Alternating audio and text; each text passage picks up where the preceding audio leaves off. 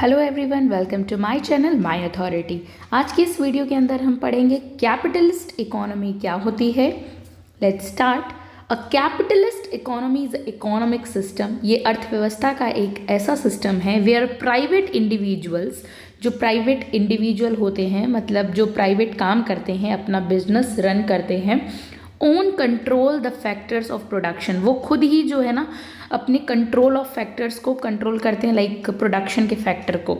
Such as मतलब वो खुद के मालिक होते हैं। Such as land, labour and capital, ये सब उनका खुद का ऑर्गेनाइज्ड रहता है। वो मतलब उसमें खुद कैपिटल लगाते हैं। कैपिटल यानी पूंजीवाद। Okay, it is characterised by a market driven system. Market oriented, market driven system है where the allocation of resources, संसाधनों का जो अलोकेट संसाधन एक दूसरे को दिए जाते हैं, is determined by supply and demand, और वो सप्लाई और डिमांड पर निर्भर करते हैं। And the private motive is profit. उनका प्राइमरी मोटिव क्या होता है? प्रॉफिट कमाना, हमेशा लाभ जहाँ पर होगा वो कैपिटलिस्ट इकोनॉमी होती है। ठीक है, लाभ का जो है वो इम्पॉर्टेंट होता है, प्रॉफिट होना चाहिए। की फीचर्स देखते हैं।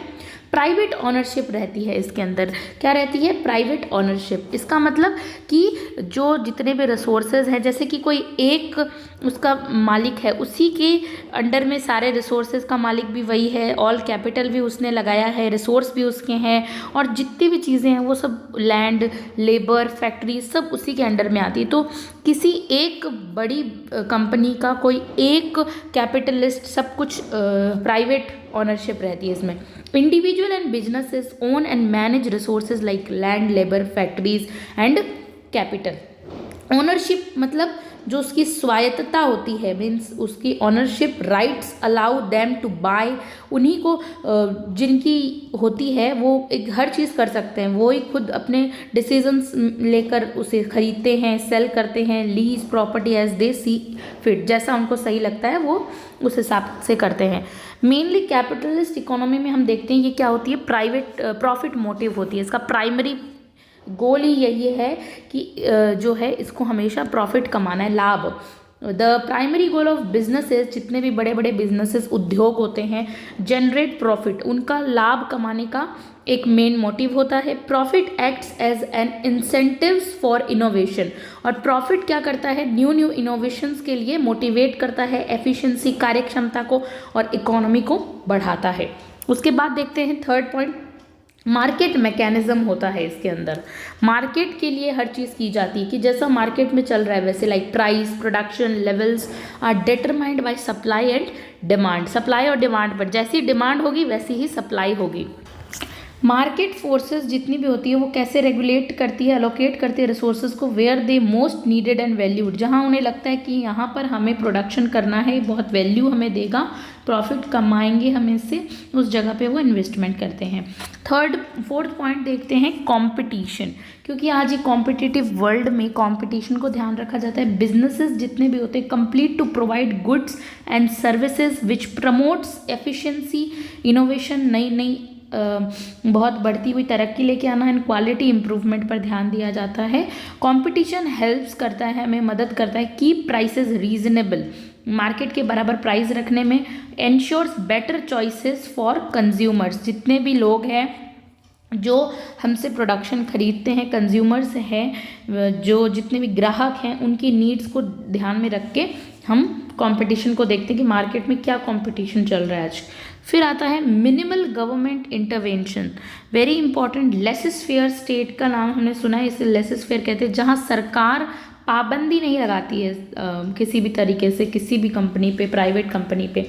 इससे क्या होता है? Free market. इसका मतलब नो ज़्यादा टैक्सेस का झंझट, सिर्फ एकदम मिनिमल गवर्नमेंट, बहुत कम, एकदम लेस, ना के बराबर जो है ना गवर्नमेंट इंटरवेन करती है, इंटरफेरेंस करती है इन प्योर कैपिटलिज्म। जब हम कैपिटलिज्म की बात करते हैं, the government plays a limited role.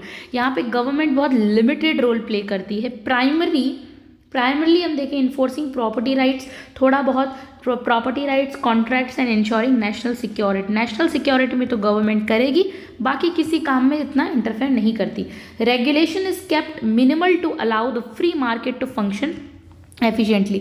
और ये जितने भी बड़े बड़े रेगुलेशन और रूल ये सब क्या अगर लग जाते हैं तो मार्केट फ्रीली काम नहीं कर पाता है, उसकी एफिशिएंसी पर इफेक्ट पड़ता है। तो गवर्नमेंट लेसेस फेयर काम करती है, एफिशिएंसी के लिए फ्री मार्केट छोड़ देती है। फिर हम देखते हैं कंज्यूमर सोवेरेनिटी, जहाँ पर जो लोग हैं उनकी संप्रभुता होनी चाहिए, किनकी, जो हमसे प्रोडक्शन खरीदते हैं। ठीक है, consumers drive the economy by choosing what to buy, उन्हें पता है कि उन्हें क्या खरीदना है। विच इन्फ्लुएंसेस व्हाट गुड्स, क्या चीज़ें, क्या सामान एंड सर्विसेज आर प्रोड्यूस्ड। और फिर हम देखते हैं कि जिस तरह से कंज्यूमर की सोवेरेनिटी, जहाँ संप्रभुता रहती है, उसी तरह की चीज़ें मार्केट में बनेगी। Businesses adjust their offerings to meet consumer preferences, अब मार्केट में जैसे कंज्यूमर की डिमांड होगी, जैसे ग्राहक चाहेगा, उसे उस तरह के प्रेफरेंसेस, चॉइसेस मिलेंगी। फ्री ट्रेड का मतलब होता है टैक्स ना के बराबर लगना और एकदम कम टैक्स लगना, जिससे ज़्यादा प्रॉफिट हो।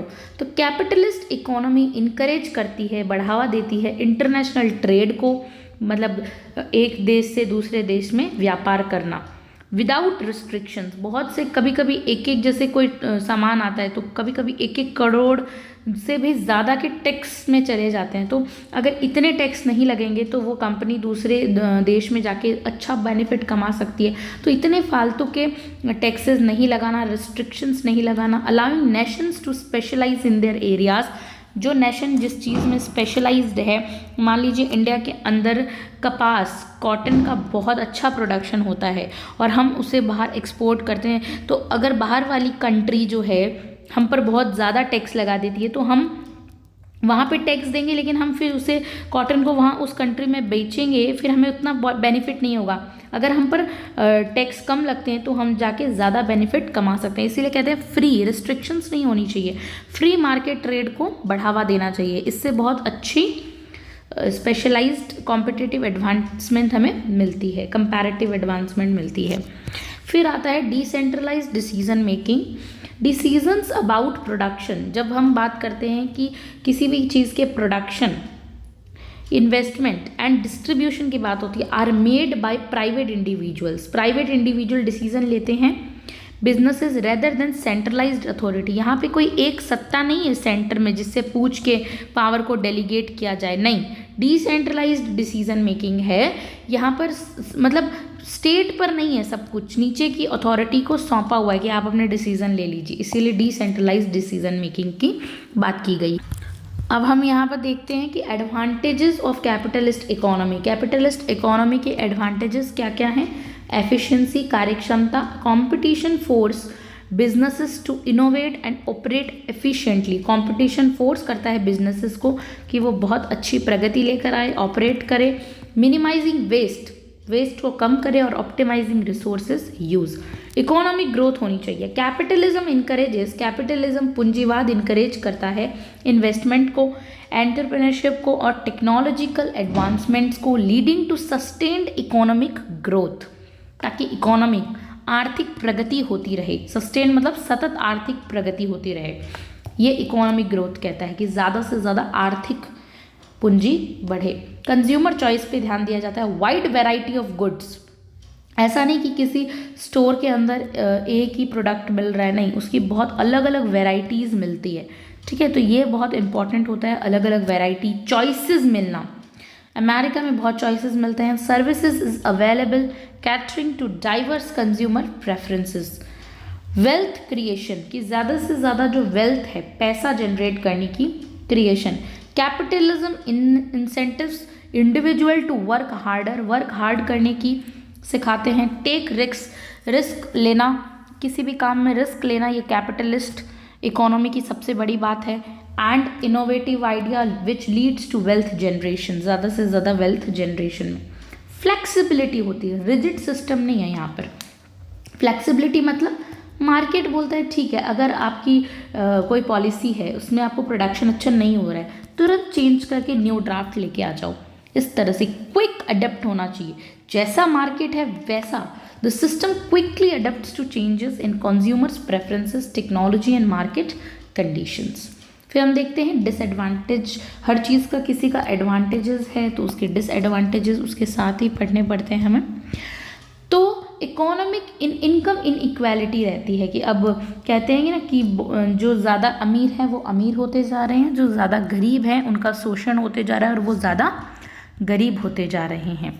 तो वेल्थ टेंड्स टू कंसंट्रेट, एक जगह कंसंट्रेट हो चुकी, एक जगह आ चुके सारे इनकम, सारे पैसे in the hands of few, leading to significant income disparities. इससे क्या है, इनकम में डिसपैरिटीज आई है, बहुत लोग गरीब हैं और कुछ लोग ही जो है 80-20 का रेशियो यहाँ पर कि 20 है जिनको 80 का लाभ मिल रहा है और 80% लोग जो हैं वो ऐसे ही हैं।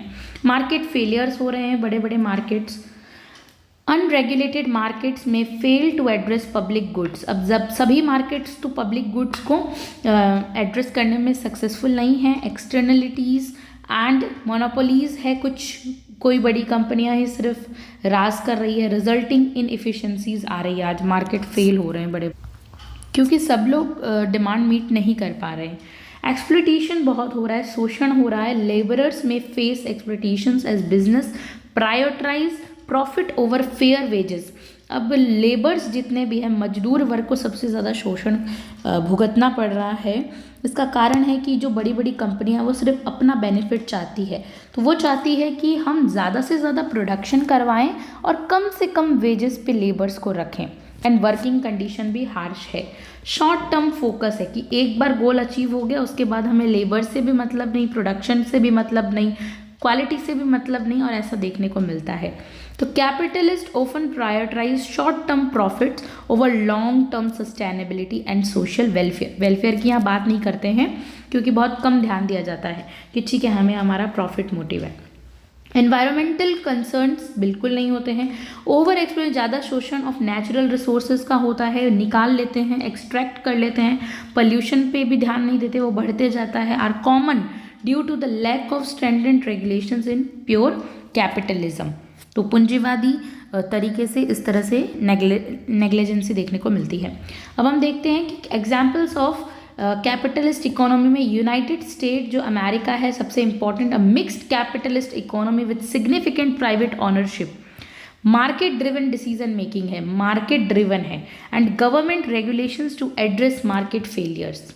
तो ये इंपॉर्टेंट यूएसए का एग्जाम्पल। फिर Germany combines free market principles है, जहाँ पर एकदम मार्केट फ्री है, with a strong social welfare system, वहाँ पे सोशल वेलफेयर पे ध्यान दिया जाता है। बैलेंस, इफिशिएंसी और इक्विटी पे भी है और इफिशिएंसी पे भी ध्यान दिया गया।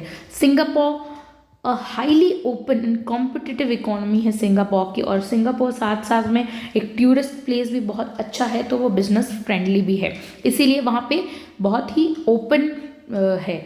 Known for business friendly environment and minimal corruption, भ्रष्टाचार कम है, सबसे बड़ी बात है। कैपिटलिज्म इन प्रैक्टिस क्या होता है? Capitalism rarely exist in its pure form में देखने को नहीं मिलता है, कहीं ना कहीं स्टेट का इन्फ्लुएंस रहता है उस पर। Most modern economies are mixed economies. आज देखते हैं कि ज़्यादातर कंट्रीज़ की जो इकोनॉमी है, अर्थव्यवस्था है, वो मिक्स टाइप की है, उसमें मिश्रित है, हर चीज़ मिली हुई है, थोड़ा बहुत इसका ले लिया क्वालिटी, थोड़ी इसकी क्वालिटी ले लेते हैं, ठीक है।